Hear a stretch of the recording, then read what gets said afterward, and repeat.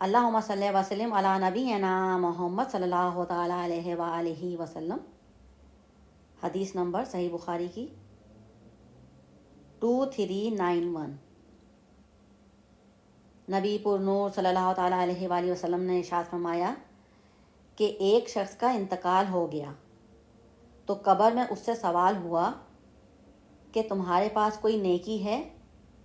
تو اس شخص نے جواب دیا کہ میں لوگوں سے خرید و فروخت کرتا تھا، اور جب کسی پر میرا قرض ہوتا تھا تو میں مالداروں کو مہلت دیا کرتا تھا، یعنی ان کو میں مہلت دے دیا کرتا تھا، اور تنگ دستوں کے قرض کو معاف کر دیا کرتا تھا۔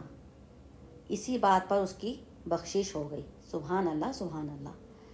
یعنی کہ اس سے یہ سبق ملتا ہے کہ جیسے کوئی قرض لے کسی سے اور وہ بیچارہ نہیں دے سکتا ہے، غریب ہے، وقت پہ نہیں دے سکتا، اس کو مہلت دے دو، اور اگر وہ نہیں دے سکتا، اس کو اتنی حیثیت نہیں ہے، غریب ہے بیچارہ، تو اس کو نا معاف کر دو۔ اگر آپ امیر ہو، صاحب حیثیت ہو، تو اس کو معاف کر دو، تو یہ نیکی آپ کی آخرت میں کام آئے گی، اس کا بھی بھلا ہو جائے گا، اور آخرت میں آپ کی بھی نیکی کام آ جائے گی۔ آخرت میں تو ایک نیکی بھی کم پڑے گی، ایک ایک نیکی کو ترسیں گے لوگ آخرت میں۔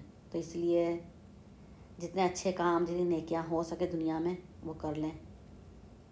تو یہ خاص کر امیروں کے لیے میسیج ہے کہ غریبوں کا خیال رکھیں، اور کوئی اگر آپ سے ادھار لے، پیسہ لے، کچھ لے، یا نہیں بھی لے، تو اس کی مدد کریں۔ آپ صاحب حیثیت ہیں تو غریب کی مدد کریں۔ ہمیشہ اپنے سے نیچے والوں کو، آس پاس والوں کو دیکھتے رہنا چاہیے۔ امیروں کا یہ رائٹ ہے کہ غریبوں کی مدد کریں وہ۔ اللہ پاک ہدایت دیں ان کو اس پہ عمل کرنے کی۔